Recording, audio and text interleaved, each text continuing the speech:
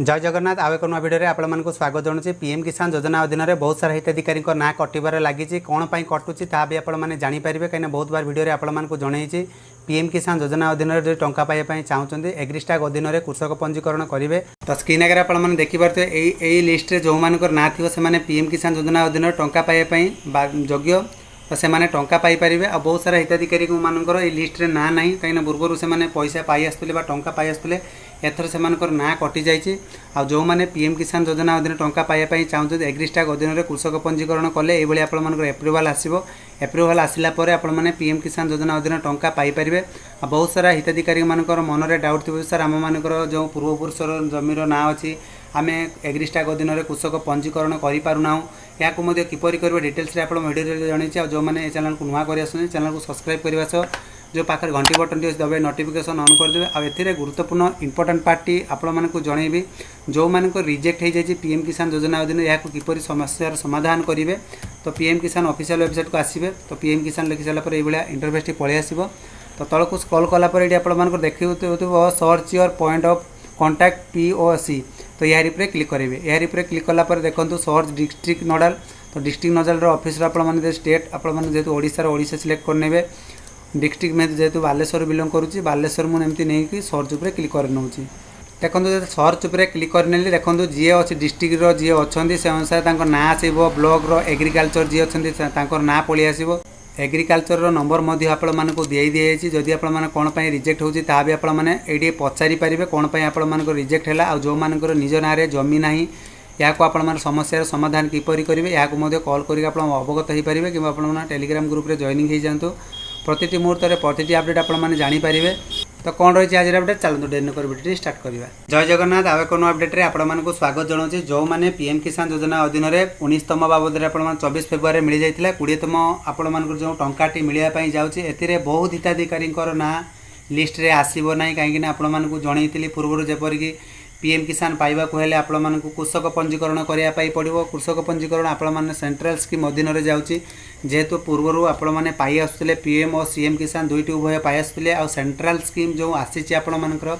एग्रीस्टाक अधीन में कृषक पंजीकरण करने पड़ो। ए कौ मैंने करेंगे डिटेल्स जनइबी। आ जो मैंने चैनल को नुआ कर चैनल को सब्सक्राइब करने जो पाखे घंटी बटन टी अच्छी दबे नोटिफिकेशन ऑन करदे जहाँफल एमती नुआ नुआ लेटेस्ट इनफॉरमेशन यही चैनल थोड़े अपडेट हो आपने सर्वप्रथम जानीपारे। तो पीएम किसान अधीन में बहुत सारा हिताधिकारी आगु पाई आसते बर्तमान 20तम इनस्टॉलमेंट बाबद में कहवाक गले जून मास शेष सप्ताह आसवाई जाऊँगी जहाँकि आपण मिलवाई जाऊला बेले जदि आपण ए लिस्ट रे ना ना आपण मैंने पूर्वर पाई तामध्य आपण मैंने पाइबे ना जिते बड़े आपणकर एग्रीस्टाक अधीन में कृषक पंजीकरण न करुँचे से आपणकर एप्रुवाल न होते से अधीन में टंकाटी पाइपर नहीं जहाँ 100% आपको सत कथाटी जन आसी। बहुत सारा भिडियो आपण बहुत सारा तथ्यटी अपडेट करें जो मैंने पीएम किसान उभय सीएम किसान पाइबा चाहते कृषक पंजीकरण आपण करने बाध्यतामूलक जहाँकि सेंट्रल स्कीम अधीन में जो एग्रीस्टाक अधीन में कृषक पंजीकरण कले जाकि आपने पीएम किसान योजना पाइपर। तो ये कौ मैंने पाइबे जहाँकि डिटेल्स आपको जनईदेवी। आपण सर्वप्रथम जेकोसी ब्राउजर को जी ब्राउजर को गलापर पीएम किसान लिखि सर्च करेंगे ये इंटरफेस टी पलि आसो। यार आपने क्लिक कर ये क्लिक कले आपने चाहिए मोबाइल भी करें। तो ये इंटरफेस टी पलि आसला तलक स्क्रॉल करेंगे देखिए ये आपर थी बेनिफिशियरी लिस्ट। तो यार मुझे क्लिक कर नौ जदि आपने डायरेक्ट वेबसाइट को आसवाई चाहते डिस्क्रिप्शन तले आपको लिंक देदेवी चाहिए आपने ये वेबसाइट को पलि आसबे। आए जो मैंने पूर्व टंका पाई आसुले आपण मैंने देखिए ए ना न 100% जदि आप निज ना जमी थी कि कृषक पंजीकरण एग्रीस्टाक अधीन में सेंट्रल स्कीम अधीन में जदि आपने कृषक पंजीकरण कराऊँ जो मैंने विशेषकर पाई आसुँच निज ना जदि जमी ना ता भी आप डिटेल्स जनईदेवी आपने यहाँ किपर रेजिस्ट्रेशन करेंगे निर्भुल भाव में चाहिए आपने पीएम किसान योजना अधीन में सामिल हो आपने टंका पाइपर। तो चलतु सर्वप्रथम बेनिफिशियरी लिस्ट देखी ना बर्तमान जेहेतु आम ओडिशा सिलेक्ट करवा ओडिशा सिलेक्ट हो सारापर आप डिस्ट्रिक्ट सिलेक्ट करेंगे आपने कौन डिस्ट्रिक्ट रू बिलंग करुँच से अनुसार मुझे डिस्ट्रिक्ट सिलेक्ट कर नौ डिस्ट्रिक्ट सिलेक्ट कर सारा पुनर्बार ब्लॉक सिलेक्ट करने ब्लॉक टी सिलेक्ट कर सारा भिलेज आपर कौन रही से अनुसार आप भिलेज भी सिलेक्ट कर। तो बर्तमान मुझे भिलेज सिलेक्ट कर सारापर जो गेट रिपोर्ट देखिपारे यार ऊपर क्लिक कर। तो बर्तमान मुझे क्लिक कर नौ क्लिक कलापर ये आपने देखिपे आपको जब ए ना रही है आपने पीएम किसान योजना अधीन में टंका पाइपर कहीं बहुत सारा हिताधिकारी ए ना कटि जाइए जब आपने चाहते डायरेक्ट सर्च करके देखापी तो यह कंट्रोल आपने एप करेंगे जो सिस्टम देखुं कि मोबाइल फोन में देखुं 3 डॉट को जी आपने लेखा थी आप फाइंड देखिए फाइंड आपण मन गलापर फाइंड करने पड़ो देखो फाइंड फाइंड गलापर ना आपण मन पलि आसो तो ये आपने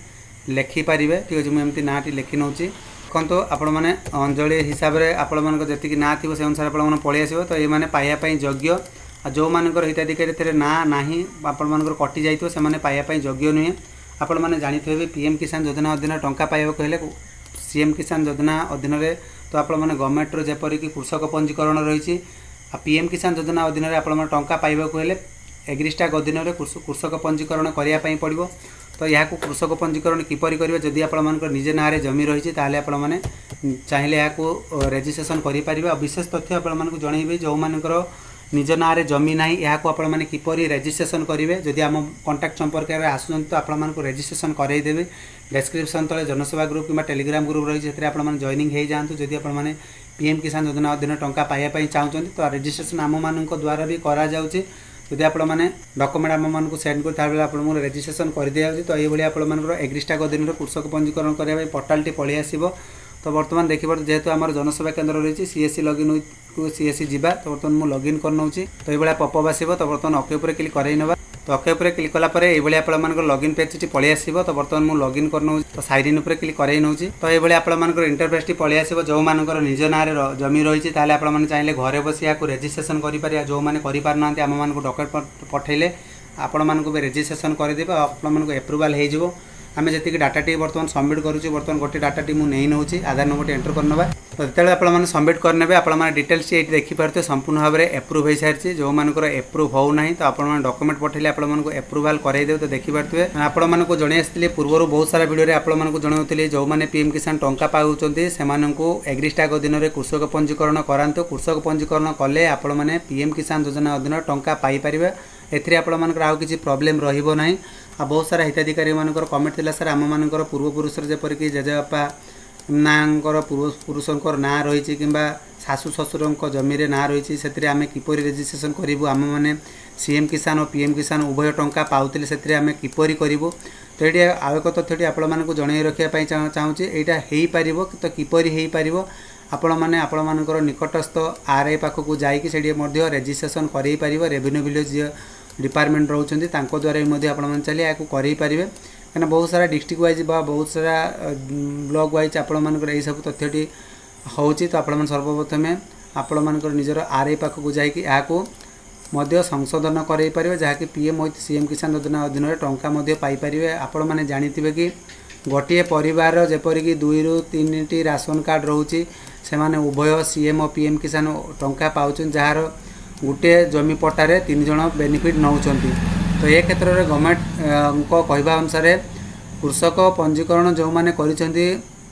स्टेट गवर्नमेंट रे सेंट्रल स्कीम अधीन में पीएम किसान योजना टंका पाइबापी चाहते ताले आपण आरआई पाक विजिट करेंगे जब आम द्वारा रेजिस्ट्रेशन करने चाहते डिस्क्रिप्शन तले जनसेवा ग्रुप अच्छे जॉइनिंग हो जातु किपरि आपण करेंगे डिटेल्स जनईदेवी बहुत सारा क्षेत्र में बहुत सारा वीडियो अपडेट आपको जनई जो मैंने एग्रीस्टाक अधीन में रेजिस्ट्रेशन करने चाहते वीडियो डिस्क्रिप्शन तले आउ वीडियो आपने फुल डिटेल देखिए किपरि या रेजिस्ट्रेशन कर डिटेल्स आपको जनई देछि जदि आपने पीएम किसान योजना अधीन में वंचित न हुंतु से आपने कहूँ एग्रीस्टाक अधीन में कृषक पंजीकरण करातु जहाँफल ये समस्या रही आ जो मैंने नुआ कर रेजिस्ट्रेशन करने चाहते जो मानकर